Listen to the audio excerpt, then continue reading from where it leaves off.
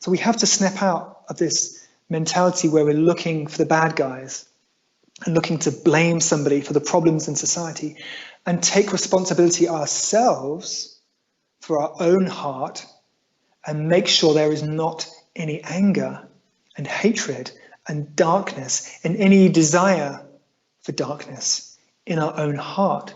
And this is what it comes back to, because the Antichrist will make you look at society and tell you that we have to fix society. The Antichrist will tell you that we have to change the people out there and stop the bad guys from being bad, and stop them being so politically incorrect, or stop them being so racist, or blah, blah, blah. That's the Antichrist agenda. But what we really need to do is we need to see what is in our own heart. How much anger do we carry in our own heart? How much hatred do we carry? How much judgment and animosity do we have in our own heart? So the real work which is going to really change society is the work in our own heart. And you can't have a leader who will do that for you. You can't have a leader who will make a big sweeping change. You can have a leader who will tell you to look inside your own heart and kind of evaluate your own heart and be honest with what's in your own heart, and to see and be honest and be truthful about what's in your own heart, so that you can see, well, actually, there is hatred in my heart. There is anger towards these people or towards those people. There is intolerance in my heart, because that's the work. That's the work that needs to be done for this planet, for society to change. The work has to be done in our own heart. And our own heart needs to be purified. And that, for some people, that sounds like a bad thing or a terrible thing to say, that we have to purify our heart. But it's the most important and beautiful thing that a human being can do, is to purify their heart so it's not tainted with anger and hostility and hatred and desire, and the desire for other people to suffer.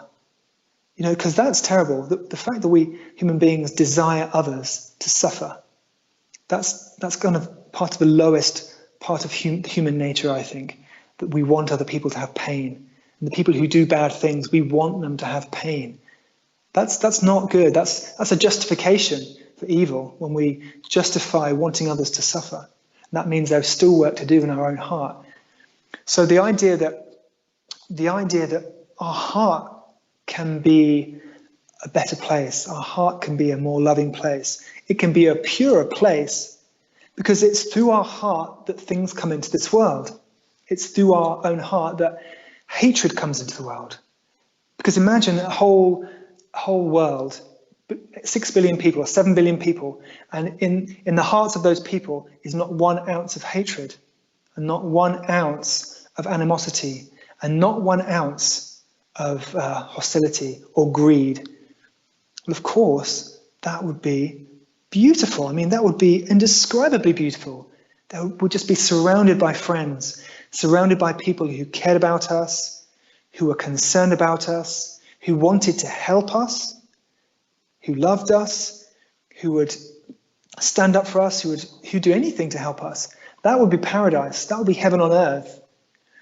But the only way we move closer to that is not through political means or through some leader telling us to change society. The only way we move towards that world is by evaluating our own heart, looking at our own heart and seeing, okay, what work have I got to do? Am I still angry? Do I still harbor anger? And this is why Jesus said the most important thing we can do is to forgive. This is why I'd say maybe the prime message of Jesus was forgiveness. Because when we forgive people, we essentially dissolve the animosity in our heart. We dissolve the anger, we dissolve the bitterness, the resentment, all those qualities that we don't want in our world. We don't want resentment in our world.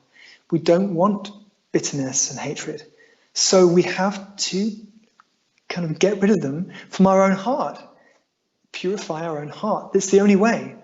And people might say, oh gosh, that sounds so boring, or isn't there a quicker way, or isn't there a shortcut? There isn't. We have to look at our own heart, because through our heart comes what we see in society. What we have in the world is is come through the hearts of men and women. It's only there. Whatever we see in society is only there because it's in the hearts of the human beings.